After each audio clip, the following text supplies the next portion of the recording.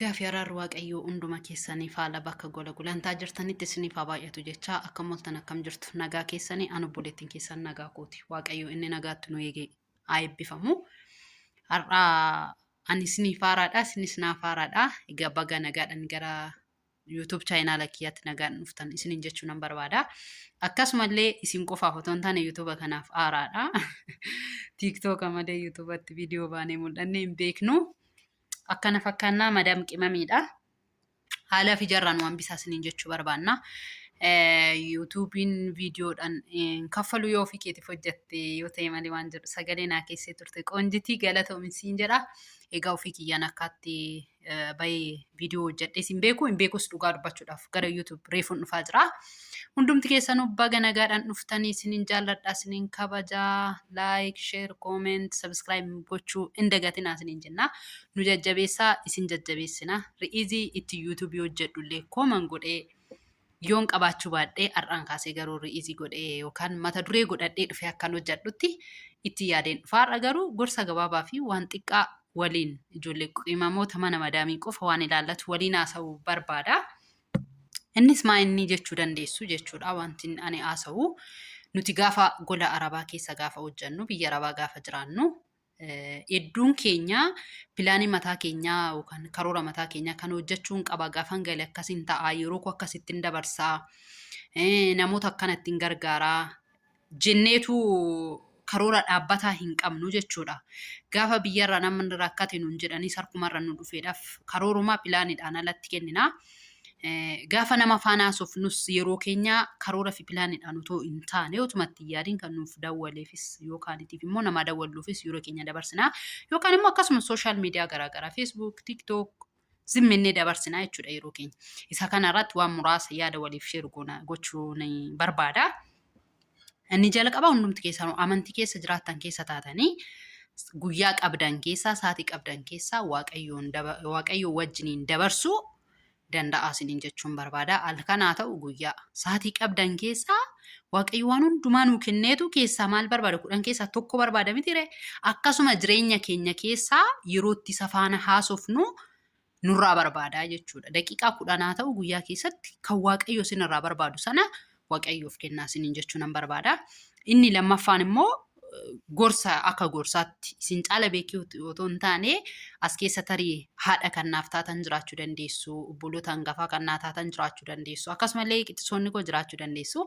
Gorsa isiniif kennu otoo hin taane yaada qabnu waliif hiruudha asirratti na of kalchaa isiniin jechuun barbaada. Maal inni isiniin jechuu barbaade seetani? Gaafa biyya Arabaa teessanii hojjettan inni jalqabaa yeroo keessan itti fayyadamaa isiniin jechuun barbaada jechuudha. Miidiyaa irratti waan isin hin fayyadnetti sammuun keessan isin dhukkuburra, waan isin hin fayyadnetti yeroo keessan guburra, wanta isin fayyadu beekati lafa isin fayyadu dhaabadha. Iddoo tokkotti wanti toon jaallatin isin aarsullee jira, waaqa afaan walitti isin buusu jira, hojiirraallee sammuu keessa wanti atu wayii jira jechuudha. Kan akka hin taaneef tokkoffaa kun YouTube kana hojjechuun filannoo tokkodha natti fakkaata akka yaada kiyyaatti. Lammaffaa immoo yeroo hundumaa waaqa keessan faana hafuura faana haasaa dabarsuun filannoodha isiniin jechuun barbaada. Inni lammaffaan immoo gaafa biyya Arabaa teessanii hojjettan qabeenya keessan akkamitti itti fayyadamuu akka qabdanii fi akkamitti ol keewwachuu akka qabdan beekuu qabdu jechuudha. Kanaan isiniin jedhu hin beektaniif otoo hin ta'in hin beektu. Hundumti keessanuu beektu jechuudha. Jiru ijoolleen baay'een waggaa 5, waggaa 6, waggaa 7, 8 biyya Arabaa keessatti dabarsanii gaafa galan garuu otoo maan qabaanne karaa irratti kan kukkufan baay'eetu jiru. Akkuma sooshaal miidiyaa kanarratti argaa jirru jechuudha. Kaan obboleessaan ganamee, kaan hiriyaadhaan ganamee, kaan immoo maatiidhumaan haadhuma abbaa, haadhaaf abbaarraa dhalateen ganamee bakka wantoota gaddisiisoo baay'ee argitu jechuudha. Obboloota keenya biyya Arabaa turanii waggaa 5, waggaa 6, waggaa 7 gola Arabaa keessatti shintibeetii Arabaa dhiqanii halkaniif guyyaa dhaabbatanii hirriba boqonnaa dhabanii gaafa gara biyya ofiitti deebi'an illee guduunfaa tokko yeroo dadhabbii isaaniitti waan itti boqotan dhabanii karaa irratti carraan taane keessa kan jiraataa jiran baay'eetu jiru jechuudha. Isa kana irratti waan muraasa isiniin jechuun barbaadan. Maali isiniin jechuun barbaade seetan? Wanti nama harka jiru amma nama harka jiru duwwaatti nama fayyadaan. Qabeenya keessanis haa ta'u amma harka keessan irra jiru duwwaatti isin fayyada. Qabeenya keessan har'atoo akkaawuntii obboleessa keessan irra galchitanii obboleessa keessanitti kennitanii jechuudha. Obboleessi keessan sun yoo isinii kennillee nama isiniif amanamu yoo ta'e illee sa'aatii fi iddoo isin barbaachisutti isiniif hin kennu. Gaafan akkana isiniin jedhu karaa gubbaa dhaabbattanii toora akkattanii obboleessi keessan jireenya isa kan saatii dursee isa keessaniitiif yeroo hin kennu. Waan ta'e wayii lafa jiru wayii isa kan saatiitu dabarseetu gara keessaniitti darbaa jechuudha. Saatii isin barbaachisutti beeloftanii rakkattanii yookiin waan ta'e gochuudhaaf yaaddanii harka keessaniin gochuu hin dandeessan qabeenyuma qabdanillee jechuudha. Kana gaafan isiniin jedhu amma barbaade yoo ta'e wanti tokko kan kooti jedhanii yaaduu kan danda'anii gaafa harka ofirra jiru duwwaadha. Qabeenya keessan harka keessan irratti akkamitti akka qabachuu dandeessan itti yaaddanii qabachuu dandeessu ol kaawwachuu qabdu isiniin jechuun barbaada. Innis karaa kamiin ol kaawwannaa akkamitti qabannaa yoo jettan tokkoffaa akka jireenya Itoophiyaa kanatti yoo yaadamu birri akkaawuntii irra kaa'a nama jechuun akka kootti ulfaataa jechuudha. Dhugaa dubbachuudhaaf. Akkaawuntii irra kaa'ee birriin gaafa yeroo kanatti wayii gochuu danda'u waggaa kanatti waggaa lamaan kanatti gatii akka hin qabne an ofii kiyyaaf argeera jechuudha. Waggaa 4 biyya kana hojjedhee galee Dubaay hojjedhee galee birri akkaawuntii irra taa'e gatii naan kennine. Birriin lafa taa'e garuu birri akkaawuntii irra taa'e darbaadha kan inni bu'aa buusee jechuudha. Kana gaafan isiniin jedhu amma barbaade yoo ta'e dubbii sagalee waaqayyoollee namaa jaalladhu malee hin amaninii jedha. Namni nama namu jechuudha. Caalatti immoo birri irratti namni nama namu. Nama haadhuu fi haadhoo gidduu birriitu jira. Haadha fi abbaa gidduu yookaanitiif immoo ilmoo fi abbaa gidduu birriitu jira. Birriitu walittu nama naqaa jechuudha. Kanaaf jennaan amma barbaade yoo ta'e lafa bituu yoo barbaaddanii jechuudha. Fakkeenyaaf lafa bituu yoo barbaaddan biyya Arabaa teessanii hojjechaa ji'a ji'aan akkaawuntii isaan irratti galchitanii miti. Kan lafa bittanii jechuudha. Akkas gootu taanaan amma sin ji'a ji'aan akkaawuntii isaan irratti birrii ergitan irra akkatu maatiin keenya qotee bulaadhaa yaani maatii jireenyi haalli jireenyaa xiqqooshii gadi bu'aa ta'e keessa kan dhufnee gola Arabaa hojjennu malee maatii qabeenya qaban keessaa maatii qabrarraa keessaa bahee biyya Arabaa kan hojjetu jira jedhee yaadu sammuu koo keessatti. Baay'inni ijoollee biyya Arabaa jiranii ijoollee gabaree ijoollee magaalaa isaa ta'anii kan jireenyi isaanii hin mijoofneefidha jechuudha gaafan akkana jedhee isinitti taasa'u. Kanaaf jennaan maatiin keessa nama barbaade yoo ta'e waan nyaatanii bulan hin dhaban. Biyyum kam keessa yoo jiraatan iyyuu haala sadarkaa jireenyaa kam keessa yoo ta'an iyyuu waan nyaatanii bulan hin dhaban maatiin keessa. Kanaaf jennaan birrii gaafa hojjettan akkaawuntii maatirratti ji'a ji'aan hin galchina. Ji'a ji'aan birrii biyyatti ergitu taanaan ji'a ji'aan wanti ta'e wayii isin jalaa irra ta'an. Agam maatii keessa yoo amantan illee. Agam maatiin keessan isiniif amanamaadha yoo isiniin jedhillee. Even obboleessi keessan, haati keessan, abbaan manaan keessan agam jireenya keenya waliin guddifna jedhee yoo yaadellee birriin sun akkasiin keessanitti hin taa'u. Gaafa biyya Arabaa teessan gaafa isaan waan baay'ee isiniin jedhan dhuguma ittanii amantu. Namoonni baay'een amanurraa kan ka'an galanii kan sammuu isaanii dhaban jiru. Galanii kan karaa irratti kukkufaa jiran jiru. Galanii haadha abbaadhaan kan karaa irratti baafamanii gatan baay'eetu jiru. Akkuma miidiyaa irraa argitan walumaan argaa jirra jechuudha. Kanaaf jennaan birri keessan ji'a ji'aan harkatti qabadhaa. Gola Arabaa keessatti birrii ji'a ji'aan harkatti qabatanis gaafa baay'atee mana Arabaatti akka namatti jijjiiraman beekamaadha. Obboloota baay'eettis jijjiiramanii akka argine beekamaadha. Isaan harkatti ol kaawwatinaa birrii keessan. Fudhadhaa shanxaa keessanitti qulfii bitadhaa harka keessanitti qabadhaa shanxaa keessan keessa kaawwadhaa. Tokkoffaa mana baay'eetti akkaawuntii irratti gala birriini biyya Duubaay kana keessatti amma yeroo baay'ee yoo madaamin nama fidde malee yoo kaampaaniidhaan seentan akkaawuntiidhaan jechuudha. Amma akkaawuntii irratti naa gala birriin koo. Kanaaf jennaan akkaawuntii irratti birriin isinii gala taanaan akkaawuntii keessan irra ji'a 7 isinii taa'uu danda'a. Mafi mushkilaa. Ji'aan birriin ergina. Lafa bituudha miti karoorri keessan birrii keessan amma ji'a 6, ji'a 7, ji'a 8 qabadha. Warri baankii hin qabne immoo warri birrii harkatti qabattan immoo mana baay'eetti barreessanii farramsiisaniitu kennu madaamonni baay'een. Ijoollee goddanyaa tokko baay'een beeka. Gaafa waraqata isaanii barreessitanii farramtanii jechuudha. Footoo kaafadhaa isiniin dhoowwan isa kana waan ta'eef footoo kaasatii footoo harkatti qabadhaa. Achiin booda birrii keessan harkatti qabadhaa. Ergitee ertaa si kennine irraa birrii keenya kana fuute yoo ta'e ji'an manaa footoo qaba ji'an manaa footoon qaba ittanii argisiisuu dandeessu jechuudha.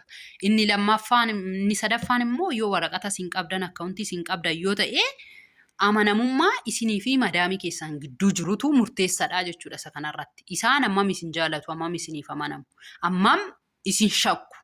Amantaan isin gidduun jiru. Isa jedhu kana adda baafattanii beekuu qabdu jechuudha. Warri ji'a ji'aan yoo hin ergamne shakkiin gidduu keessan jiraatu maatii keessa jirtan keessatti amanamummaan isin lamaan gidduu baay'een hin jiru ta'e immoo jechuudha. Wal amantaadhaan karaa beeta kiristaanii haa ta'uu warri pheenxee karaa pirootestaantii haa ta'uu yookaan immoo akka naannootti maatiin keessan lamaan kan wal beekan haa ta'uu yookaan immoo firoottan biyya Arabaa Saawudii haa ta'u Dubaayis, Joordaanis haa ta'u Beeruutii biyya garaagaraa keessa warri teessan fira taatanii warri wal beektan walitti koottatii uqubii dhugaa. Walitti fidaati ji'a ji'aan taraa walii dabarsaa birriin keessa walitti isinii dhufa waan ta'eef nama tokkoof nama 5 taatanii buutanii damooza ji'a 5 yeroo tokkotti yoo fudhattanii waan ta'e wayii isinii gochuu danda'a jechuudha. Har'a maatiin keessa yoo meeshaa isinii maqaa keessan hin bitanii lafa kaan birriin balleessan. Yoo garuu birriin isin biratti walitti naafaa qabamu waan akkanaan bita jettanii boru hojjedheen itti gutaaftan hojjedheen itti gutatoo jedhanu waan sana hir'isanii balleessu jechuudha. Kanaaf jennaan mala kanatti fayyadamaa. Isiniin jechuun barbaada. Inni immoo arfaffaan maaliin jechuu barbaade seetan birrii gaafa namaaf ergitan namni birrii naa ergina gargaari gaafa isiniin jedhu sababa qabaachuu qaba wanti isin namaaf gootanii sababa isaa sababa ga'aa qabaachuu qaba. Ebilu rakkatee gargaari isin jedhaniidhaaf yookaan ebilu ani rakkadhee na gargaari isin jedhe qofaaf hin gargaariin. Riizinii amansiisaa ta'e qabaachuu qaba gargaarsi kee. Yookaanitiif immoo dursitee ofii keetiif. Ofii kee of arguu qabda. Nama biraa rakkina nama biraa gidiraa nama biraa arguu keen duraa ofii keen deebitee of arguu qabdaan. Gaafii of gaafachuu qabdaan maafin biyyaa ba'ee. Gaafan biyyaa ba'u iddoo kamiin jiraa? Pilaanii akkamii qabadheen biyyaa ba'ee? Har'aoo maaliin godhee? Waggaa tokkos ta'e waggaa 2 3 4 5 6 7 amma barbaaddan ta'a. Ani iddoo yaade gaheera. Ani ofii kiyyaaf nama ga'aa ta'eera. Namaaf akkas gochuudhaaf nama ga'aa ta'eera. Nama hin gargaarinaa nama rakkate jechuu gootii miti. Maatii keessan hin gargaarinaa jechuu gootii miti. Maatiin keessan otoo ji'a ji'aa waan fudhattan damooza keessan muluu otoo itti kennitanii maatiin keessan nu ga'e isiniin hin jedhan. Obbolaan keessanis ta'e hiriyaan keessan nu ga'e isiniin hin jedhan hin jiru jechuudha. Borus iftaanis ji'a dhuftus ji'a taantus rakkoodha kan isinitti matan. Isin odda biyyaa baatanii galtanii jireenyaadha keessaniin jiraattan. Jireenya abbaa keessanii yookiin kan obboleessa keessaniin jiraattan. Kan ofii keessanii jiraattu. Warra abbaa manaa qabdanis galtanii ilmoo keessan namni biraa isiniif hin jiraachisu. Isinumatu jiraata malee. Isarra namaaf na harka jira diraamni 10, diraamni 5, diraamni 100 kanatu ammas ta'a jettanii tuffattanii kennitanii jechuudha. Jireenya keessan keessa hir'ataa akka jiru hin dagatinaa. Isa kanatti yaada. Ani of jijjiireraa. Mana koo keessaa hir'uun qabu ani waan na barbaachisuun qabu jedhaati yaada.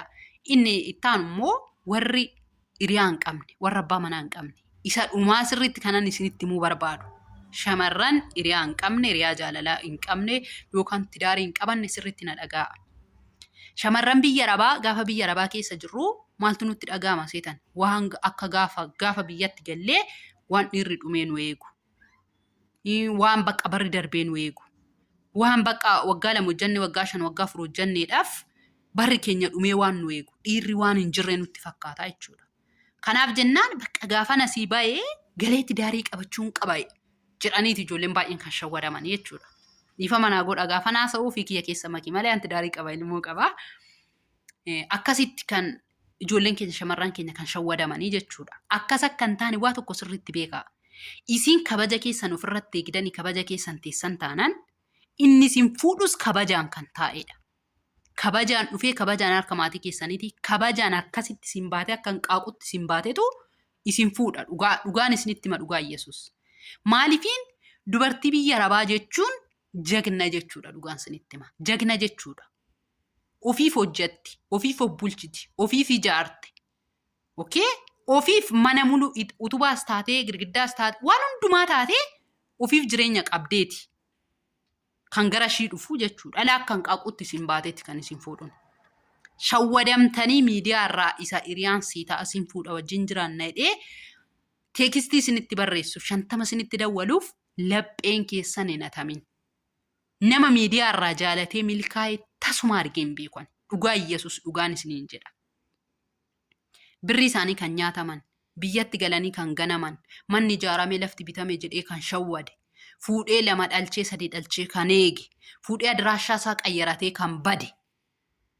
Dhiirri onlaayinii irraan baranii jaallatanii jechuudha. Kanaaf jennaan yaa obboloota koo biyya arabaa jirtanii hin ariifatinaa. Miidiyaa irraan jaallatinaa. Inni miidiyaa irraa naaf ta'a jettanii qalbii keessan hin hatinaa. Warri miidiyaa irraa jireenya namaa balleessuudhaaf namatti fayyadamuudhaaf yeroodhaaf nama barbaadu malee tidaariidhaaf kan nama barbaadan tokkollee hin jiru. Inni dhumaammoo asirratti ani isiniin jechuu barbaadu jechuudha. Waaqayyo tidaarii isiniif kenne taanaan hin jaalattu taanaan dhiira kabaja maatii keessanii eegu. dhiira kabaja keessan eegu. Duudhaa fi aadaa Itoophiyaan duudhaa qaba, aadaa qaba. Lammii fi sabaa fi sablammiin kamiyyuu aadaa fi duudhaa mataa isaatii, kaalcharii mataa isaatii qabaa jechuudha. Aadaa fi duudhaa uummata keessanii, haadha abbaa keessanii eegee gara mana keessanii kan dhufu jechuudha. Bara keessan guutuu akka safuu eegetti, akka safeeffatetti, jaarsa akka sodaatetti, maatii keessan akka sodaatetti, kabaja dubartii tokkoof malu, kabaja tidaarii tokkoof malu kenneetu isin jiraachisaa jechuudha. Sanaan ala garuu dhiirri har'as argee nafaana walii nafaana bulisin hin jedhu.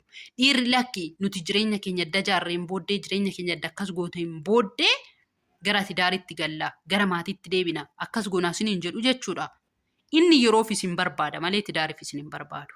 Jalqaba guyyaa isin faana haasa'u kaasee kabaja maatii keessanii, kabaja duudhaa fi aadaa eegee namichi isinitti naasofnee jechuudha. Har'a isin faana jiraatee boru nama biraas akkasumatti wajjiniin haasa'eetu isin gana. Isin dhiisee deema. Jireenya fi miti kan isin barbaadu. Kan hubachuu qabdan isa kanaadha. Inni dhumaa immoo dhiirri onlaayinii irraa isin dubbisu kamiyyuu akka isin biyya arabaa jirtan, akka isin hojjettanii waa fiduu dandeessan, akka isin jireenya keessan ofii keessan hin gaggeessuu dandeessan yaadee isin irratti hirkatee faayidaaf isin barbaada malee dhiirri onlaayiniidhaan si jaalladhe, siif hin maraadha, siif hin kutama, siif hin gaggaba jedhu hundumtuu dhugaa isinitti hin fakkaatin. Soba. Miirri isaa yeroo muraasaa isin hin hatin. Teekistiin yeroo muraasaa isin hin hatin. Kutattuu fi qorraaxii ta'a. Dubarri shamarran biyya arabaa hojjettu hundishituu kutattuu fi qorraaxii waan taateef, obsituu dandeessuu waan taateef, amala nama baay'ee isa maraatuu, saraatuu, isa iyyu, isa jarjaru, isa nama baaru, waan baay'ee dandeessee hojjetaa jirti biyya arabaa jechuudha. Dandeessuu fi tigistaammi waan hundumaa kontirool gootanii dandeessan taataniitoo jirtanuu waan maddeedhaan gufattanii hin kufina. Waan maddeedhaan kabaja keessan gadi hin buusina. Waan maddeedhaan madaalirra of hin geessisina.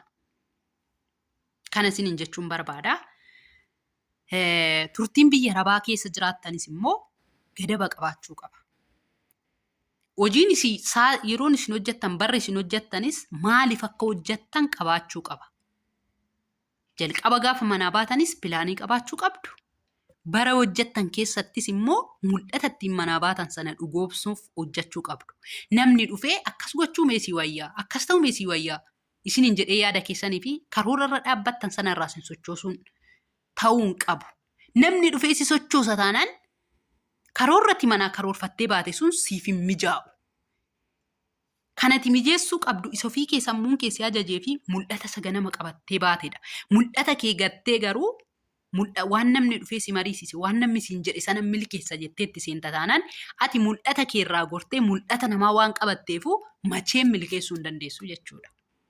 Mul'anni inni ati milkeessuu dandeessu, inni ati ittiin adeemuu dandeessu isa ganama sammuun kee karoorse sana pilaanii yaada kee keessa gootee karaa jalqabde sanaadha. Namni dhufee iddati karaa dheeraa deemte karaa walakkaatti garuu pilaaniin kee kun sirrii miti karaa kanarra deemi yoo siin jedhe ati kufteerta gaafa sana. Gadhiifte karaa kee waan ta'eefu kufteerta. Mul'ata namaa milkeessuun hin ta'u tasuma.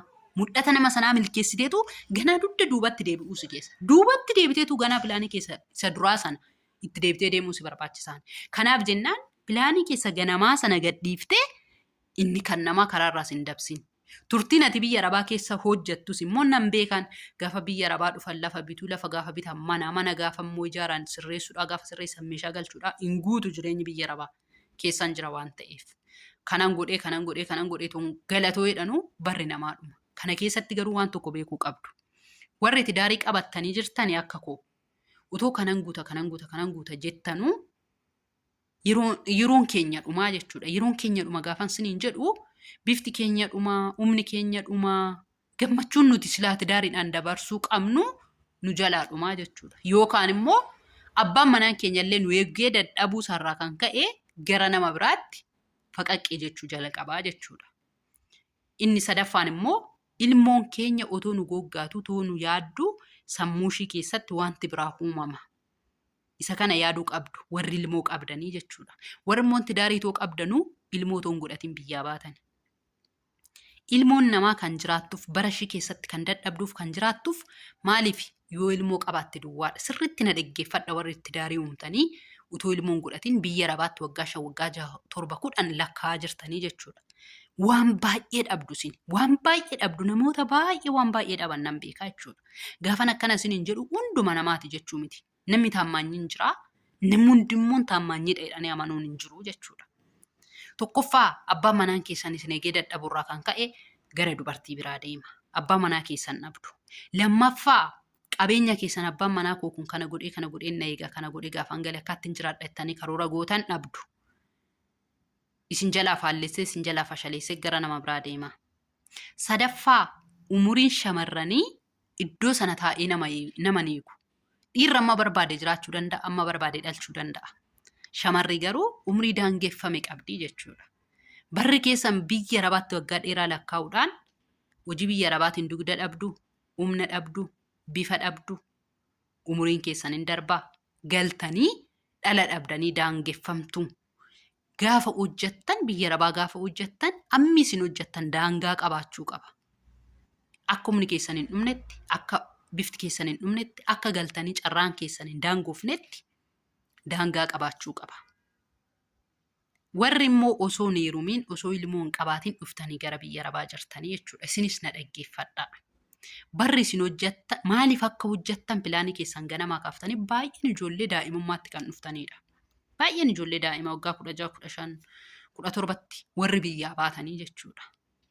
Isii sammuun keessa waan baay'ee addaan hin baafne nan qabanis obbolaa waan ta'eef sirriitti akka na hubattaniif isinitti maali. Addaan hin baafne kan inni isiniin jedhuuf maayin.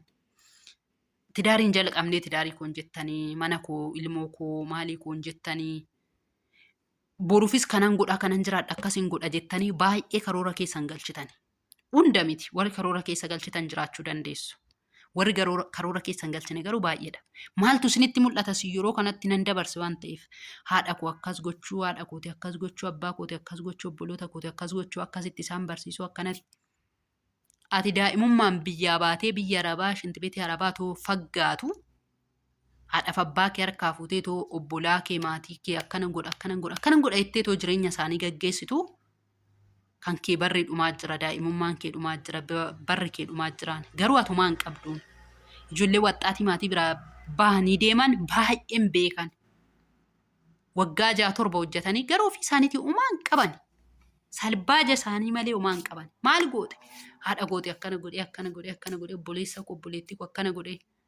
Obboleessi baratee guddatee yuunivarsiitii ga'ee gaafa fuudhe garuu garagalee ishiin ilaalu. Nan beeka ijoollee baay'ee. Kanaaf jennaan qabeenya obboleessaa obboleetti raafuu guruun dhoowwuu jedha Oromoon gaafa taratu. Waan maatii keessanii gootan gadabatti godhaa. Gaafa galtan dubarri hin baati maatiirraa. Dubarri jireenya ishii jiraachuu baati maatiirraa. Gowwummaa keessan sammuu keessan keessatti gowwummaan fuudheen abbaa manaa kootti dhaqaa jettu. Qabeenya kee fuutee abbaa manaa keetti dhaquu yoo hin barbaanne jechuudha. Mana ijaarrattee yoo barbaadde kireeffachuu dandeessa. Okay? Motora bittee yoo barbaaddatte kireessitee birrisaa jedhaan fudhachuu dandeessa. Hojii mataa keetii gaafa galta abbaa manaa keetiisee harka isaan eegdu hojii mataa keetii banattee ittiin socho'uu dandeessa. Ammasitti lafa bitii lafa kaa'i. Mana ijaarii lafa kaa'i. Motora bitii lafa kaa'i. Namatti kennadhu. Ofii keetiif guduunfachuu yaadi. Gaafa galte maatiin kee nurraa baay'ee heerumisiin jedhu. Fooqii arabaarraa kuftee caccabdee galte ati akkaawuntii kee irraa homaa hin qabdu maatii kee gargaaraa baate maatiin kee sun ati gargaarte sun si akkamsiisanii. Ji'a tokko yoo si danda'an ji'a lammaffaa mana kamitti si gatanii sirraa baqatu. Beektu ijoollee Duubaayii maatiin itti dhiyaatanii akkamsiisuu didan isinis miidiyaarra turtan waan ta'eef. Ofii keessan yaadaa. Yaa shamarran warra qeerroo taatanii biyyaa baatanii. Ofii keessaniif guduunfachuu yaadaa. Gaafa galtan jalqaba obboleessi keessantu funyaan inni isin baasa. Waan baay'ee jira. Kun akkuma arginu ijoollee baay'ee irra balaan gahaa jira. Akka tasaatoo yaadiin gara biyyaa galaa jiru, diippoortii ta'aa jiru. Gara biyyaatu amma diippoortii isin godhani waan ittiin deebitanii biyya arabaa biraa qayyarattanii deemtanii hin qabdani. Galtanii mana bunaa banattanii waan ittiin teessan hin qabdani. Ofii keessan yaada. Gaafa biyya arabaa dhuftanii galtan daa'imas ta'a isin amma sammuu daa'imummaa keessa jirtu. Yoo galtan akkuma duraatti akka daa'imaatti waan maatiin keessan isin taqabbalan isinitti fakkaata. Ji'a tokko ol isin hin danda'an maatiin keessan. Biyya arabaa waggaan manaa teessee maal ofii goote maal nu goote isin jedhu maatiin kee. Kaleessan nati gooteef hin yaadatamu. Har'a garuu maal qabattee dhufte ofii keetiif hin taane ofii keetiyyuu hin dandeenye jedhamta. Kanaaf jennaan kana sammuu keessan keessatti yaadaan isiniin jedha. Tuni beekinin baay'ee haasa'ee waaqayyoon isin haa eebbisu eebbifamaa hunduma keessan isinin jaalladha wanti dogoggoree yoo jiraate immoo na'uuf kalchaa በአማርኛ ብቻ የምትሰሙ ልጆች ደግሞ እግዚአብሔር እርዳኝና ሌላ ጊዜ በአማርኛ እመጣለሁኝ። ተባረኩ። መልካም ሌሊት